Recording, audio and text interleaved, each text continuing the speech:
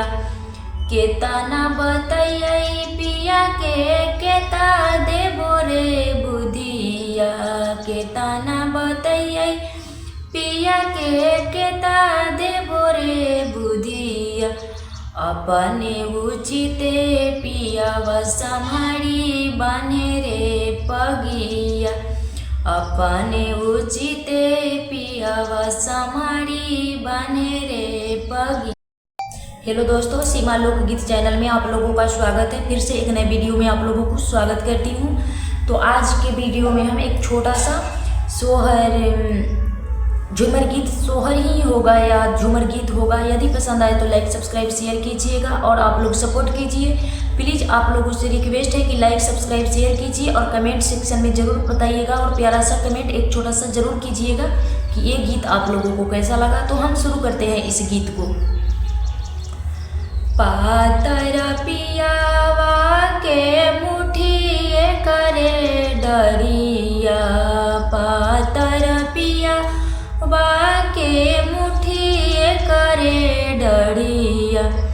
अपने उचिते पियावा सम्हारी बान्हे रे पगिया।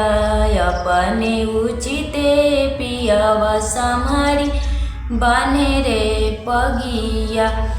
केतना बतैयै पिया के केता देबो रे बुधिया। केतना बतैयै पिया के केता देबो रे बुधिया। अपने उचिते पियावा सम्हारी बान्हे रे पगिया। अपने उचिते पियावा सम्हारी बान्हे रे पगिया। घुमलो में घुमलो संवरो हाजीपुर रे हटिया।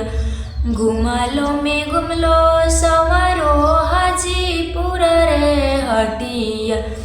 बाली रे मालिनिया संगवा खेले जुआ रे तसवा। बाली रे मालिनिया संगवा खेले जुआ रे तसवा। पातर पियावा के मुठिए करे डरिया। पातर पियावा के मुठिए करे डरिया।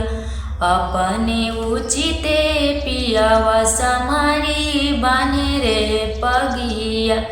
अपने उचिते पियावा सम्हारी बान्हे रे पगिया।